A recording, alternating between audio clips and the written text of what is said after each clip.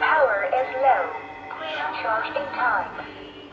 अंतर मन में ज्योति जगा लो, होगा दूर अंधेरा।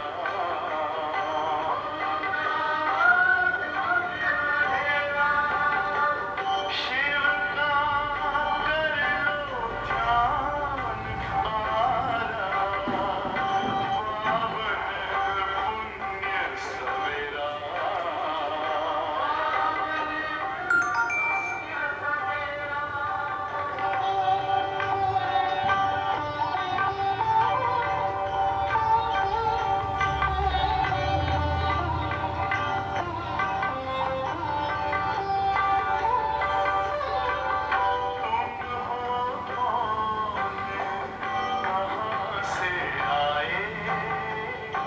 Power is low.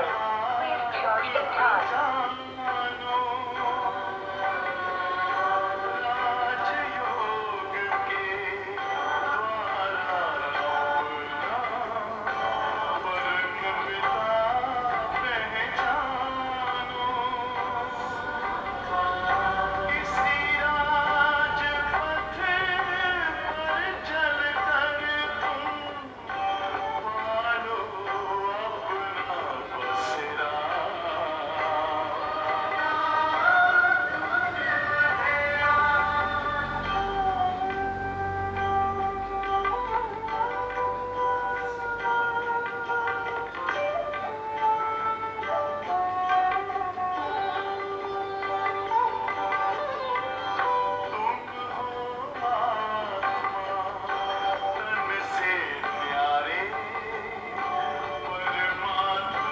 Power is low.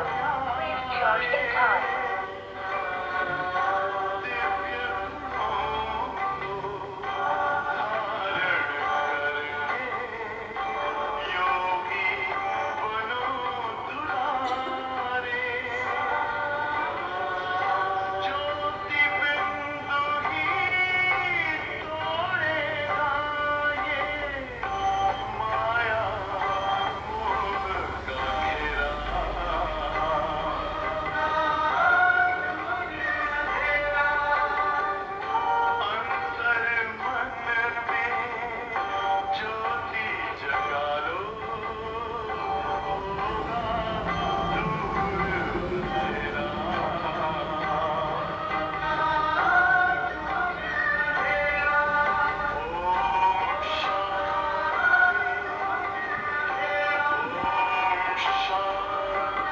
Power is low.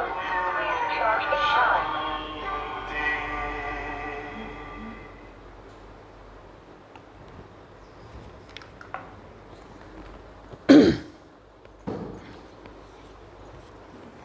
Om Shanti.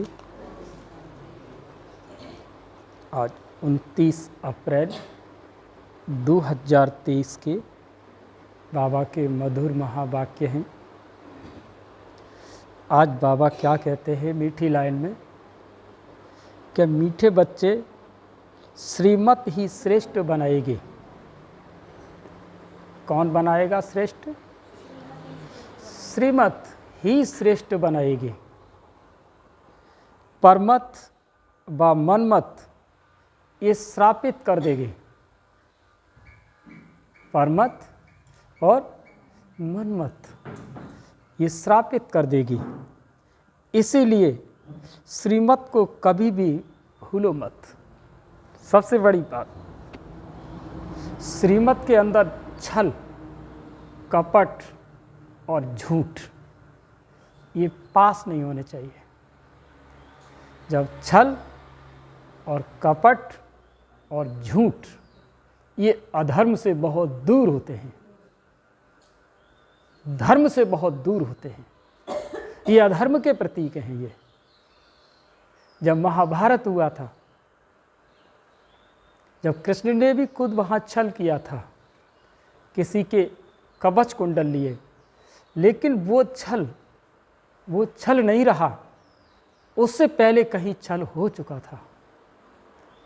क्योंकि जब तक धर्म चला तब तक धर्म से सभी चलते रहे, और जब महाभारत के अंतर्गत जब अधर्म शुरू हुआ तो वहीं से अधर्म फिर शुरू हो गया, फिर महाभारत भी अधर्म में परिवर्तित हो गया।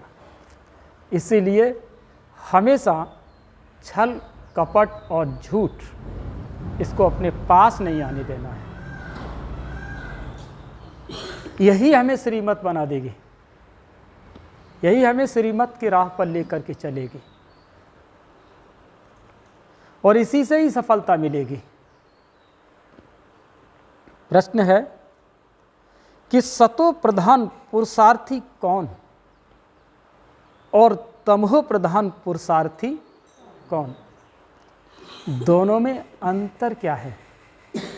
बाबा के ज्ञान की गहराई अब उस दौर पे आ चुकी है कि वर्तमान समय क्या मांग रहा है हम बच्चों से, कि वर्तमान समय जो चल रहा है वो हम बच्चों के अंतर्गत वो देखना चाहता है। क्योंकि मनुष्य आत्माएं पुरुषार्थ तो कर रही हैं, लेकिन क्या वो सतो प्रधान पुरुषार्थ है उनका? क्या उनका रजो प्रधान पुरुषार्थ है या उनका तमो प्रधान पुरुषार्थ है? कैसा पुरुषार्थ है? तो बाबा ने उत्तर दिया है कि सतो प्रधान पुरुषार्थी बाप से पूरा वर्षा लेने का पुरुषार्थ व प्रतिज्ञा करते हैं। बाबा से क्या करते हैं? वो प्रतिज्ञा करते हैं क्या? कि मुझे सिर्फ बाबा सेवा करनी है। जब उस सेवा का भाव जब उसके अंदर समर्पित रूप से और दृढ़ संकल्प से होता है तो वो है हमारा सतो प्रधान पुरुषार्थ, और उसमें उसकी विजय हो जाती है। वह याद में रहने की रेस करते हैं और नंबर 1 जाने का लक्ष्य रखते हैं। और तमो प्रधान पुरुषार्थी कहते हैं जो तकदीर में होगा। अच्छा प्रजा बनेंगे तो प्रजा ही सही, ये तमो प्रधान पुरुषार्थ है। उनके आगे माया का ऐसा विघ्न आता है जो रेस से ही बाहर निकल जाते हैं। समझ गए? रेस से बाहर माने बाबा जो ज्ञान योग की जो कुंडली बना रहा है, बाबा जो ज्ञान योग और सेवा की जो कुंडली बना रहा है, जो सतयुगी दुनिया का जो एक स्पेयर बना करके तैयार कर रहा है, उससे वो बाहर निकल जाएंगे। आज का गीत है कि मुझको सहारा देने वाले, आगे क्या है? तेरा शुक्रिया, क्योंकि वो पल पल हमको क्या दे रहा है? सहारा दे रहा है। ओम शांति। बच्चे जब सम्मुख बैठते हैं तो जानते हैं कि हम जीव आत्माएं हैं, यही तो सोच करके बैठना है और यही सोच करके रहना है, और यही सोचते हुए हमें घूमना है, हमें संबंध संपर्क में आना है। क्या? कि हम आप सब कौन है? जीव आत्माएं हैं, और इस जीव आत्मा से आत्मा निकल गई तो जीव निर्जीव हो जाता है, जिसे अर्थी कहते हैं। और अर्थी का मतलब ही है कि जिसके उस शरीर में अब रथी नहीं है। रथी का मतलब ही है आत्मा, रथी माने आत्मा। और अर्थी का मतलब कि जो कंधों पे रख करके जा रही है, अब उसके अंदर रथी नहीं है, तब उसका नाम क्या दिया गया? अर्थी दिया गया। चाहे वो कोई भी देश का धनाढ्य हो, चाहे विदेश का कोई भी धनाढ्यपति हो, जब उसके शरीर से आत्मा निकल जाती है, कोई ये नहीं कहेगा कि उनका शरीर जा रहा है, यही कहेंगे कि अर्थी जा रही है। यहाँ तो जीव आत्माएं ही होगी। जब आत्मा को शरीर नहीं है तो नंगी है, माना उसका कोई भी कर्मेंद्रियां नहीं है। नंगी का मतलब कोई भी कर्मेंद्रिय नहीं है, लेकिन सूक्ष्म शरीर में इन चीज़ों का आभास होता है कि मेरे साथ मेरी टांगें भी हैं, आपके हाथ भी हैं, आपके कान भी कुछ सुन रहे हैं, ऐसा आपको सूक्ष्म शरीर में आभास रहता है। लेकिन जब आत्मा इस सूक्ष्म लोक का जो ओरा है जहाँ तक, और उसके बाद जब आत्मा बाहर होती है तब एक कुछ झटका सा महसूस होता है। वहाँ के बाद आपको अपने सूक्ष्म शरीर की भी याद नहीं रहती और आत्मा अपने स्वरूप में हो जाती है। वहाँ पर आत्मा के साथ कोई भी कर्मेंद्रियाँ नहीं होती, इसीलिए उसे नंगा कहा गया, नंगी आत्मा तब कहा गया। उसे अशरीरी कहा जाता है। तुम तो शरीर सहित बैठे हो। आत्मा व परम आत्मा जब तक शरीर में न आए तब तक बोल नहीं सकती। तुम जीव आत्माएं जानती हो कि अब बाप के सम्मुख बैठे हैं, हूब जैसे 5000 वर्ष पहले सम्मुख आए थे। बच्चे जरूर बाप से ही वर्षा लेंगे, वो हमारा गुरु है, बाप है और टीचर भी है, तो वर्षा तो गुरु के पास लेने जाना पड़ेगा ना। ज्ञान किसके पास लेने जाते हैं? गुरु के पास। तो वो हमारा पिता भी है और गुरु भी है। जानते हैं हम अपने परम पिता परमात्मा बेहद के बाप के सम्मुख बैठे हैं। बैठे तो क्या आवाज आनी चाहिए उधर से? क्या आनी चाहिए? जी बाबा। क्यों बैठे हैं? बाप से बेहद का वर्षा लेने। जैसे स्कूल में समझते हैं कि हम टीचर द्वारा इंजीनियर सीखते हैं, बैरिस्टरी सीखते हैं, यह एम ऑब्जेक्ट रहती है। तुम बच्चे समझते हो कि परम पिता परमात्मा हमको ब्रह्मा के तन से ही बैठ राजयोग सिखाते हैं। भगवान उवाच, कृष्ण उवाच नहीं कहा गया। गीता के अंतर्गत क्या बोला गया?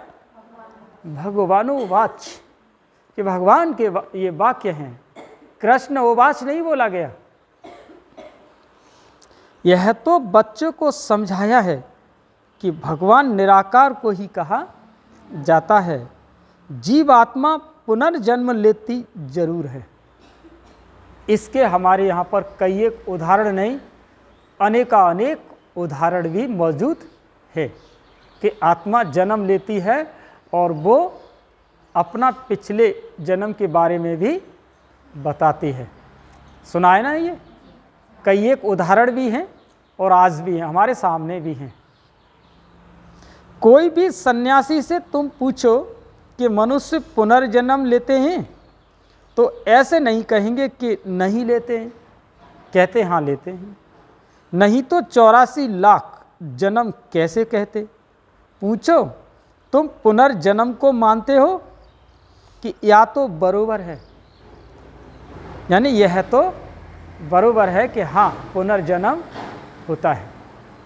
आत्मा संस्कारों अनुसार एक शरीर छोड़ फिर दूसरा लेती है।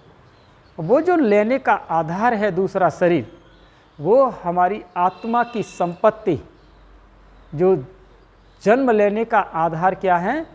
जो संस्कार आपके मन का क्या बन जाते हैं। जैसे कि तुम्हारे स्थूल धन का बैलेंस है, बैंक बैलेंस है, ऐसे ही तुम्हारे संस्कार जो तुम्हारे बैलेंस के रूप में हैं, वो तुम्हारी आत्मा का बैलेंस है। उस बैलेंस जो आत्मा के अंतर्गत, संस्कार रूपी जो बैलेंस आपकी आत्मा के अंतर्गत है, वो शरीर, वो घर और वो गांव या वो शहर ही फिक्स करता है। समझ गए? वो शरीर, वो गांव, वो शहर या कोई भी और, चाहे भले ही वो टापू हो, चाहे साधना का कोई क्षेत्र हो, वो शरीर आत्मा के बैलेंस के ऊपर ही निर्भर करता है कि जैसा तुम करोगे वैसा पाओगे। इतनी बात भी अगर समझ में आ जाए ना, तो धर्म की स्थापना होने में देर नहीं लगेगी। इतनी बात समझ में नहीं आती। अर्थी के पीछे आप 4 कदम चल के तो देखो, तुरंत वैराग्य आता है। और जैसे ही वहां शमशान घाट से वापस लौटते हैं ना, तो 1 या 2 दिन तक रहता है वैराग्य, उसके बाद फिर उसी स्थिति में आत्मा आ जाती है। ऐसे बाबा कहते हैं, ऐसे करते मनुष्य 84 लाख जन्म नहीं परंतु 84 जन्म लेते हैं। इससे सिद्ध होता है कि पहला जन्म जरूर बहुत अच्छा सतो प्रधान होगा, लास्ट में छीछी तमो प्रधान होंगे। 16 कला से फिर 14 कला और 12 कला होते जाएंगे। कैसे? पुनर्जन्म जरूर लेते हैं। पूछना चाहिए कि अच्छा परम पिता परमात्मा ने पुनर्जन्म लिया या जन्म मरण रहित है? देखो यह पॉइंट्स बहुत सूक्ष्म है। अगर कहेंगे जन्म मरण रहित है तो फिर शिव जयंती सिद्ध नहीं होती। कहेंगे शिव जयंती तो मनाई जाती है, समझाया जाता है कि हाँ शिव जयंती है, परंतु जन्म के साथ फिर मरना जिसको कहा जाता है वह नहीं है। अगर मरे तो फिर पुनर्जन्म लेवे। बाप कभी पुनर्जन्म नहीं लेते, वह इस तन में एक बार ही आते हैं, बस फिर पुनर्जन्म में नहीं आते। परम पिता परमात्मा पुनर्जन्म रहित है।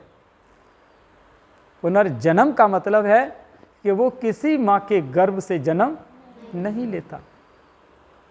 वो कब सतो प्रधान से तमो प्रधान नहीं बनते, क्योंकि वो प्रकृति के 5 तत्वों से परे सत्ता है। परमात्मा प्रकृति के 5 तत्व हैं। कितने तत्व हैं? 5। उन 5 तत्वों से परे सत्ता है वो, उसका नाम है शिव, जो इन 5 तत्वों में वो बंधता नहीं है।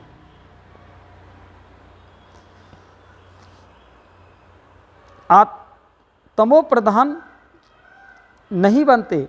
आत्माएं तो सब जन्म मरण में आते आते पतित बन जाती हैं, फिर बाप आते हैं पावन बनाने। इससे सिद्ध होता है कि आत्मा ही पतित होती है। ये आत्मा और परमात्मा में अंतर है। आत्मा पावन आती है, फिर माया पतित बना देती है। बाप कभी भी बच्चों की गंदी मत नहीं दे सकते। इस समय के पतित मनुष्य पतित मत देते हैं। अब पावन बाप कहते हैं कि पतित नहीं बनो, अर्थात विकारों में नहीं जाओ। रावण की मत से दुख धाम बन गया है, पहले सुख धाम था। ऐसे नहीं कि बाप ही सुख दुख देते हैं, नहीं, बाप कभी बच्चों को दुख की मत नहीं दे सकते। माया ही दुख देती है। उस माया पर जीत पाने से तुम जगत जीत बन जाते हो। मनुष्य माया का अर्थ नहीं समझते, वो धन को माया कह देते हैं। किसे माया कहते हैं? धन को। और अपने जो भी पोत्रे धोत्रे होते हैं, बेटा है बेटी है, इनको माया बता देते हैं। आप कहीं भी सर्वे करके देखो, आप कहीं भी सर्वे करके देखो, हमने शहरों में भी सर्वे किया है, गए अंदर घुस घुस के, तो हमने पूछा है कि आप थोड़ा सा टाइम निकाल के दे सकते हैं? तो उनके मुख से यही निकला है कि क्या करें भाई जी, टाइम नहीं है। क्या नहीं है?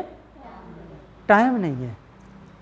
अब उनसे ये अगर कह दिया जाए कि आप 10 मिनट तक आप इस संसार के लिए कुछ अच्छा सोच के देखिए, अपने अड़ोसी पड़ोसियों के लिए कुछ 10 मिनट का टाइम निकालकर घर में ही सोच के देखिए, कैसा कर सकते हैं? कहते हैं हाँ इतना तुम कर सकते हैं। अगर हमने कि तुमने इतना अगर कर लिया तो तुम्हारा टाइम निकल आएगा, ये गारंटी है। ये गारंटी है कि उस भावना का भगवान भाड़ा न दे। ये हो नहीं सकता। तुम्हारी भावना का भाड़ा न दे, वो भी भगवान। तुम उसके लिए 10 मिनट के लिए तुम संसार के लिए सोच के देखो अपने घर में, भगवान तुम्हारे लिए 1 घंटा निकाल के तैयार कर देगा। लेकिन उनका जब बहाना है तो उसको कोई नहीं मिटा सकता। बहाना कुछ नहीं है, उनकी आत्मा का स्नान नहीं होना है, इसलिए उनके पास क्या होता है? बहाना होता है। तो बाबा कहते हैं वो इस धन संपत्ति को माया समझ लेते हैं। कहते हैं ना कि इनको माया का नशा बहुत है, परंतु माया 5 विकारों को कहा जाता है। अगर 5 विकारों का नशा है तो माया एकदम खा जाती है। सतयुग त्रेता में माया का नशा होता नहीं, इसीलिए बाबा के ज्ञान पथ पर चलने के बाद हमें इन चीज़ों से बचते रहना चाहिए, क्योंकि नहीं तो फिर द्वापर और कलयुग में ही जी रहे हो, संगम से पीछे निकल आए हो। अगर आप मन के अंदर भावनाएं बैठी हैं, अगर कपट छल और झूठ अगर आज भी है जीवन में, तो आप संगम युग पर भी नहीं हो, वापिस किस में हो? कलयुग में ही हो। तो बाबा कहते हैं कि वहां रावण का बुत बना करके जलाते नहीं, बुत बड़े दुश्मन का बनाया जाता है, बहुत बड़े और कड़े दुश्मन बुत बनाया जाता है। रावण राज्य शुरू होता है आधा कल्प से, देह अहंकार आने से फिर और विकार आ जाते हैं। शास्त्रों में कोई ये बातें नहीं हैं, लिखा हुआ है। देवताएं वाम मार्ग में अर्थात विकारों में जाते हैं, माया के बस होने से परवश हो जाते हैं, पर मत पर चलते रहते हैं। अभी तुम चलते हो श्रीमत पर, जो हमें क्या बनाती है? श्रेष्ठ बनाती है।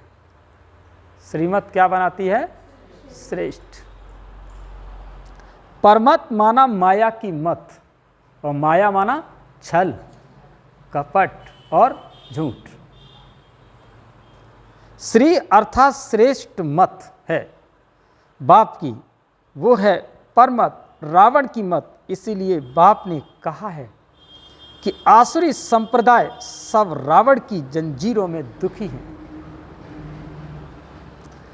मनुष्यों ने सत्य की आयु लाखों वर्ष समझ ली है, तो तुम हिसाब किताब बताते हो 5000 वर्ष कैसे हैं? क्राइस्ट को 2000 वर्ष हुआ है और बुद्ध को 2250 वर्ष हुआ, फिर इस्लामी को 2500 वर्ष हुए, सबको मिलाकर के आधा कल्प हुआ। इनके पहले तो देवताओं का राज्य था। अब ये हिस्ट्री ज्योग्राफी मनुष्य को समझाओ तो उनकी समझ में आती नहीं। फिर देवताओं को लाखों वर्ष फिर कैसे कह सकते हैं? इतने वर्ष होते फिर तो मनुष्य बहुत हो जाते। इतने तो है नहीं, 5000 वर्ष में ही करोड़ों मनुष्य हो जाते हैं। जनसंख्या आंखों के देखते देखते बढ़ गई कि नहीं? देखते देखते जनसंख्या बढ़ गई।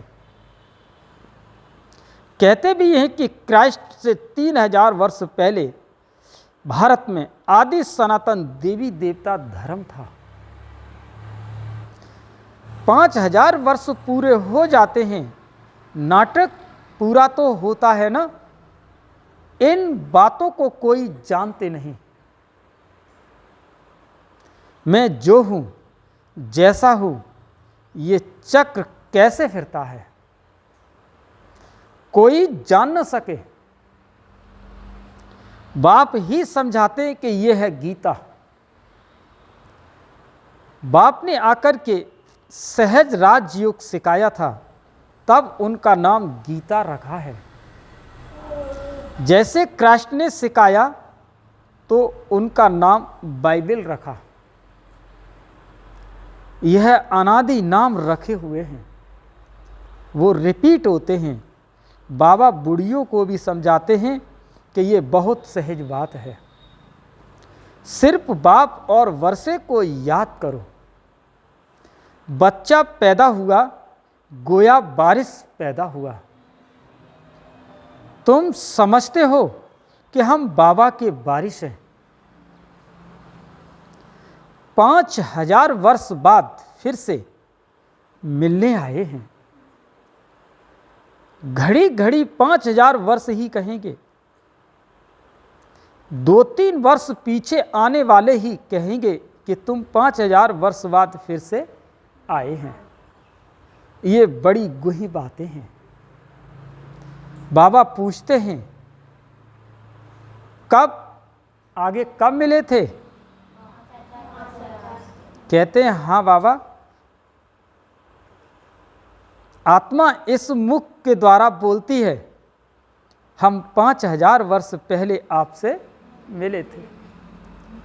आप इस तन द्वारा शिक्षा देने आए हो। जो पक्के पक्के बच्चे हैं वो समझते हैं कि हम बाप से बेहद का वर्षा लेते हैं। हम बेहद के बाप के बने हैं ब्रह्मा के द्वारा। किसके द्वारा बने हैं? ब्रह्मा के द्वारा। बाप कहते हैं, मुझे पहचानते हो, मैं तुम्हारा बाप हूं। ऐसे कोई सत्संग में कह न सके, साधु संत ये कह न सके। हाँ, ये मैं इतना जरूर कहना चाहूँगा, अब आने वाला समय होगा, इसकी नकल जरूर उतारेंगे। ये लिख लो, ये अगर यहाँ बैठ के बोल दिया है तो ये सत्य होगा, और धर्म वाले भी नकल उतारेंगे इसके। हाँ। वो एक अलग चीज़ है, वो बात अलग है। यहाँ खुद गुरु कहेंगे, मैं तुम्हारा बाप हूँ। ऐसा देखना 4 दिन के बाद भी ऐसा होना शुरू हो जाएगा। और ये कहेंगे कि गुरु ही माता है, गुरु ही पिता है, इसलिए हम तुम्हारे कौन हैं? पिता हैं, हम तुम्हारे बाप हैं। क्योंकि उनको नकल चाहिए। सत्संगों में ब्रह्मा बाबा के ज्ञान को चुरा करके वो अपने में भर रही है। कहेंगे कि बाबा, हम आत्माओं का आप परम पिता परमात्मा बाप हो। बाप ही कहते हैं कि तुमको हमने स्वर्ग में भेजा था, वर्षा दिया था, फिर माया ने छीन लिया, फिर अब मैं देने आया हूँ। माया वर्षा छीनती है और बाप दिलाते हैं। यह तो अनेक बार का खेल हो चुका है और होता रहेगा। इसका अंत नहीं है, इसका अंत नहीं है। बाप के बनते हैं, फिर कोई सगे, कोई लगे, कोई सौतेले, कोई मातेले बनते हैं। कच्चे पक्के तो होते हैं ना। पक्कों को भी माया एकदम जीत लेती है। बच्चे कहते हैं कि बाबा, हम जहाँ तक जिएंगे आपसे वर्षा लेते रहेंगे। विकर्मों का बोझा सिर पर बहुत है, तो जितना तुम याद में रहेंगे, उस योग अग्नि से तुम आत्मा, पाप आत्मा से पुण्य आत्मा बनते जाएंगे। आग चीज को पवित्र करती है, तुम्हारी है योग अग्नि। ये है बेहद का यज्ञ जो बेहद से सेठ ने रचा। ये क्या है? बेहद का यज्ञ जो बेहद के सेठ ने रचा। आज बाबा ने नाम देखो, बेहद का सेठ।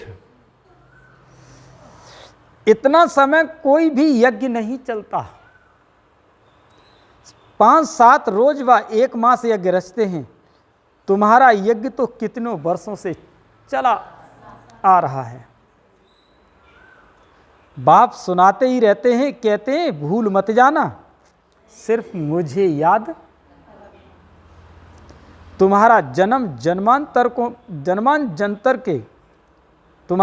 जन्मांतर के विकर्मों का बोझा कटता जाएगा। कोई सन्यासी विद्वान ऐसे कह नहीं सकता। भगवान वाच, मुझ बाप को याद करो। जरूर आया हुआ है तब तो कहते हैं ना। बाप कहते हैं अब तुमको वापिस जाना है। तुम्हारी आत्मा इस समय बहुत पतित है। अब तुम जानते हो योग से हम पावन बनते जाएंगे। बाप कहते हैं ज्ञान अमृत पीकर पावन स्वर्ग का मालिक बनो। यह साजन तुम सब सजनियों को पावन बनाने आए हैं। कहते हैं कि मुझे निरंतर याद करो। तुम्हारी जो प्रतिज्ञा है कि आप जब आएंगे तो और संग तोड़ तुम संग जोड़ेंगे, तुम परवारी जाएंगे। स्त्री पुरुष पर, पुरुष स्त्री पर बलिहार होते हैं। यहाँ है बाप पर बलिहार जाना। शादी में 1-2 पर बलिहार जाते हैं ना। अब बाप कहते हैं मनुष्य पर बलिहार नहीं जाना। तुम्हारी प्रतिज्ञा है कि आप पर ही बलिहार जाएंगे। आप हमारे पर बलिहार होना है। बाप कहते हैं तुम बलिहार जाओ तो 21 जन्म तुमको सदा सुखी बना दूंगा। कितना भारी वर्षा है। अब बाप कहते हैं मैं तुमको वर अर्थात वर्षा देता हूं। सिर्फ तुम निरंतर मुझे याद करो। श्रीमत से ही तुम श्रेष्ठ बनेंगे, यह भूलो मत। ये लक्ष्मी नारायण का चित्र भी घर में रख दो। सभी के पास है ना लक्ष्मी नारायण के? जिनके पास नहीं है वो ले सकते हैं। हम बाप से फिर वर्षा भी ले रहे हैं। बाप परम धाम से आया हुआ है। कहाँ से? परंतु माया चील भी कम नहीं है। माया चील क्यों कहा? माया चील क्यों कहा? चील की विशेषता समझते हो? नहीं मालूम। गिद्ध और जो चील एक ही प्रजाति के रूप है। ये गिद्ध इस आसमान में इतना ऊंचा उड़ता है, इतना ऊंचा उड़ता है कि आपकी भी आंखें उसको देखने में सफल नहीं हो सकती। लेकिन वो अपनी नज़र से अपना भोजन देख लेता है। तो वो कितनी ऊंचाई से इस आकाश मंडल में, कितनी ऊंचाई से जमीन पर पड़ा हुआ कोई जानवर भी है तो वो वहाँ से देख और सीधा वहीं आके टूट के गिरता है। तो क्या है? वो नज़र है उसकी। तो बाबा ने इसीलिए कहा चील की नज़र बताई बाबा ने। इसलिए माया की भी नज़र कम नहीं है। पंजा मार देती है। सबकी बात नहीं है, नंबरवार है। कोई तो एकदम भूल जाते हैं कि हम बाप से वर्षा लेते हैं, यहाँ बैठे हैं तो नशा चढ़ता है। यहाँ से बाहर निकला और भूला, फिर सुबह को रिफ्रेश होते हैं, फिर सारा दिन भूल जाते हैं। 4-5 वर्ष अच्छी सर्विस करने वाले भी आज देखो है नहीं। कुछ अवज्ञा की तो माया ने जोर से थप्पड़ मारा और चले गए। बाबा कह देते, बच्चे माया बहुत कड़ी है, अवज्ञा करने से माया एकदम गिरा देती है। इसीलिए गाया जाता है, चढ़े तो चाखे प्रेम रस। जो चढ़ता है उसी का उसका आनंद मिलता है। देखते हो कैसे चकनाचूर हो जाते हैं, और गिर गए तो चकना। बैकुंठ में तो जरूर चलेंगे, परंतु पद तो नंबर वार है ना। भल वहां सब सुखी रहते हैं, फिर भी मर्तबे तो है ना। स्कूल में मर्तबा पाने के लिए ही पुरुषार्थ करते हैं। ऐसे नहीं कि प्रजा ही सही तो तकदीर में होगा, नहीं, इसको तमो प्रधान पुरुषार्थ कहा जाता है। पुरुषार्थ उनको कहेंगे, सतो प्रधान उनको कहेंगे जो बाप से पूरा वर्षा लेने का पुरुषार्थ व प्रतिज्ञा करते हैं। यह घुड़दौड़ है ना, क्या है? घुड़दौड़, रेस। सब नंबर 1 तो नहीं जाएंगे। इस पर एक बहुत अच्छा टॉपिक याद आता है। सब नंबर 1 तो नहीं जाएंगे, यह ह्यूमन रेस है। माया ऐसा विघन डालती है जो एकदम रेस से निकाल देती है। तुम्हारी ह्यूमन रेस है। आत्मा कहती है कि हम बहुत दुखी हुए हैं, शरीर लेते लेते बहुत तंग हुए हैं। कहते हैं कि अब बाबा के पास जाएं। बाबा ने युक्ति तो बतलाई हुई है, बाबा हम आपकी याद में रहेंगे, जितना टाइम निकाल सको उतना अच्छा है। जैसे गवर्नमेंट की सर्विस में 8 घंटे रहते हो ना, तो इसमें भी 8 घंटा रहो। सृष्टि को स्वर्ग बनाना कितना भारी सर्विस है। सिर्फ बाप को याद करो और सुख धाम को याद करो। बस 8 घंटा सर्विस की तो फिर पूरा वर्षा पाएंगे। ऐसे याद करते करते तुम्हारे विकर्म विनाश होंगे। 8 घंटा तुम इस सर्विस में दो, बाकी 16 घंटा तुम फ्री हो। जितना हो सके घड़ी घड़ी याद करो। याद तो कहाँ भी बैठ करके कर सकते हो। सबसे अच्छा टाइम तुमको सवेरे मिलेगा। सिंधी में कहते हैं सवेल सुमण सवेल उठण, सिंधी भाषा है। यानी सवेरे जल्दी सोना और सवेरे जल्दी उठना। जाना जल्दी सोना और जल्दी से उठना। यह गुण मनुष्यों को बड़ा करता है। अज्ञानी लोग 8 घंटा नींद करते हैं। तुम्हारी नींद आधी होनी चाहिए, 4 घंटा नींद बस। ये लो बाबा ने बता दिया। और 4 घंटे की नींद से शरीर में कोई प्रॉब्लम नहीं आएगी, क्योंकि भगवान के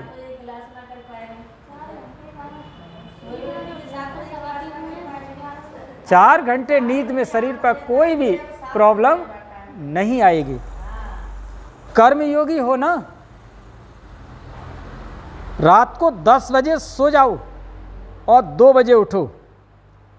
सिर्फ बाबा को याद करो। 2 बजे नहीं उठ सकते हो तो 3 बजे उठो, 4 बजे उठो। वो फर्स्ट क्लास समय है, एकदम शांति रहती है। सभी अशरीरी बन जाते हैं।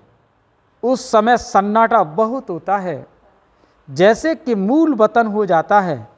ऐसे लगता है जैसे सब मरे पड़े हैं। उस समय तुम बाबा को याद करेंगे तो फिर वो याद पक्की हो जाएगी। अमृत वेले की याद अच्छा असर करती है। बाबा बहुत करके रात को जगाते रहते हैं। स्थूल काम में आने से माथा भारी होता है। सूक्ष्म सर्विस में थकावट नहीं होती। कमाई थोड़ी ही थकाएगी, कमाई से तो खुशी होगी। तो सवेरे सवेरे उठकर याद करने से बड़ी कमाई है। अच्छा, मीठे मीठे सिकी लदे बच्चों प्रति माता पिता बाप दादा का याद प्यार और गुड मॉर्निंग। रूहानी बाप की रूहानी बच्चों को नमस्ते। हम सभी रूहानी बच्चों की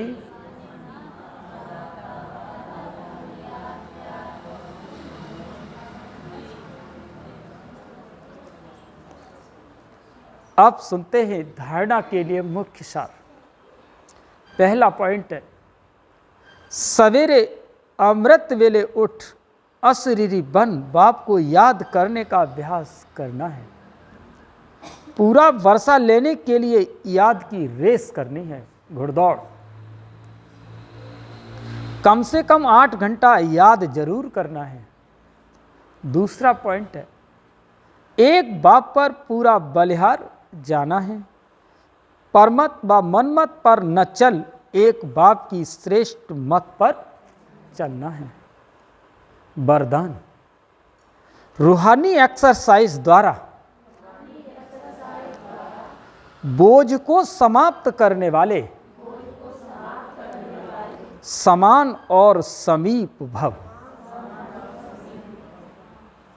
माना रूहानी एक्सरसाइज द्वारा, रूहानी एक्सरसाइज जैसे शरीर की एक्सरसाइज होती है, आजकल तो इसको योगा बोल दिया।